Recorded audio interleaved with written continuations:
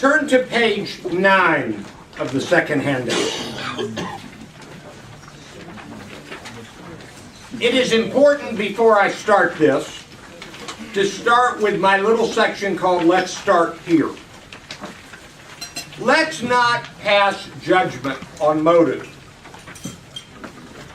It is possible to want the best for people, to be well-meaning, and to be very wrong. So put a star beside that. Good intentions and well-meaning doesn't mean you've got the right answer.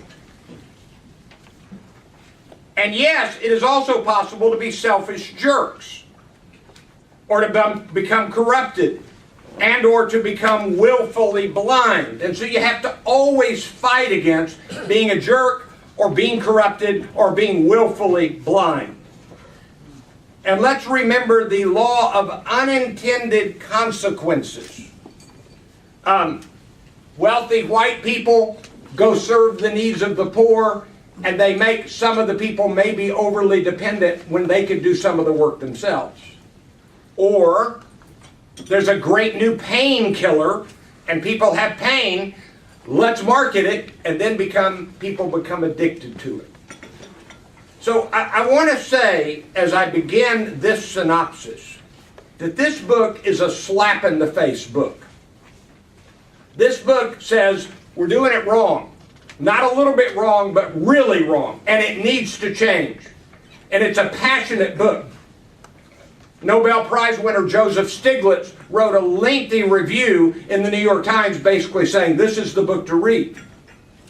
This guy is something. The book is Winners Take All, the elite charade of changing the world, and the subtitle is the big one, The Elite Charade of Changing the World. The author is Anand Giridharadas, and he is a remarkable writer.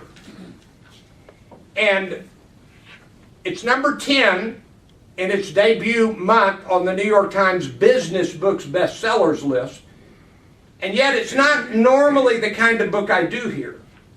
But I felt like it was important to do it. Page 2. What is the point? Many very wealthy, well-meaning people are seeking to change the world by helping people. But as they seek to do good, they ignore correcting the bad. If there was a way to circle in that dark spot, I would tell you to circle that. They ignore correcting the bad. This may be their great big failure. Why is this book worth our time? There's a new generation of very wealthy people aiming to change the world for the better. Are they being honest? Are they being successful in changing the world for the better? If you don't know, wages of the lower groups are flat for decades. This book will help you think about these issues. Number 2, this book is a what is government for? And what is business for? And what is success for? Big think book. We have so denigrated government, and we forget that without government, there would be no interstate highway system. There would be no internet. It was paid for by government beginning money. And there would be no Head Start, there would be no Medicare and Social Security, and on and on.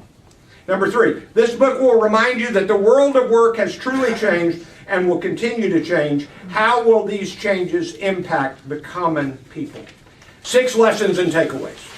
Number 1, choosing a career path that provides meaning and success without adding to the gaping divide between people is no easy task.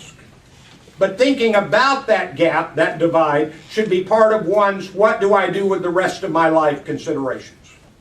Number 6, Silicon Valley elites and other elites are probably not the wise solution providers that they think they are, and that we may think them to be. They certainly should not be the only voices in the room. Now, I'm going to end with having you write a phrase at the bottom. I decided to not put it in the handout. I wanted you to write it. And I know it's going to shock you. And some of you are going to say, no, I'm against that. But this writer and Larry James and a number of others, the guy who wrote Rise of the Robots, Martin Ford, are beginning to say we've got to look at it. So write down the phrase, here it is, basic guaranteed income. Look it up.